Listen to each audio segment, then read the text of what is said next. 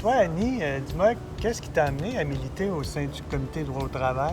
Au fond, ça s'est fait vraiment naturellement. Quand j'étais plus jeune, je travaillais dans un milieu non syndiqué et il y avait, disons, certaines améliorations majeures à faire et j'organisais des midi-causeries avec mes collègues. Je leur expliquais un article de la loi sur les normes à chaque midi, donc à chaque semaine. Et j'étais là 5 ans, donc on peut dire que j'ai passé à travers la loi au complet avec mes collègues à tous les dîners. L'employeur était au courant, puis c'était pas problématique. Il s'est ajusté, disons. Quels sont les aspects qui t'intéressent le plus, qui te passionnent vraiment au comité? Maintenant, c'est un petit peu différent. Oui, il y a le droit du travail de base, mais c'est surtout l'aspect international. Quand on pense que nos économies sont interreliées avec nos voisins du Sud, donc c'est important de créer des liens avec les organisations et vraiment de voir comment on peut s'entraider parce qu'on a les mêmes luttes. C'est juste qu'on est rendu à différents niveaux, mais on ne veut pas se rendre comme c'est rendu aux États-Unis puis au Mexique. Quand je suis allée au Mexique, justement, pour l'Institut pour organisateurs syndicaux en février, ça m'a vraiment permis de voir la nécessité de travailler vraiment fort à ce sujet-là. Et toi, qu'est-ce qui t'a marqué, en fait, depuis les débuts de ton implication dans le Comité droit au travail? Bien, c'est de constater la multiplication des emplois précaires et la diminution des emplois de qualité. Ça, c'est dû à l'effritement du droit de négocier et le fait que les employés sont de plus en plus considérés comme de la marchandise et de plus en plus d'employeurs qui essaient de se soustraire à leurs responsabilités.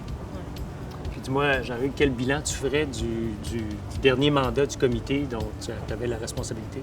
Bien, je suis fier qu'on ait fêté le 30e anniversaire du comité. On a adopté un logo distinctif à cette occasion-là. Et puis, on a tenté de mobiliser autour d'enjeux collectifs comme éliminer les disparités de traitement, redonner le droit de négocier sans briseur de grève, le droit de refuser un emploi qu'on juge dévalorisant au risque de perdre ses prestations d'assurance-emploi. Et toi, Patrick, qu'est-ce que tu envisages comme défi dans les prochaines années? Bien, dans la continuité de tout ce que tu as mentionné, on va continuer à parler de disparités de traitement, des effets de la loi, de la réforme sur l'assurance-emploi et de tout le reste. J'aimerais aussi qu'on parle de C377, puis des effets de loi.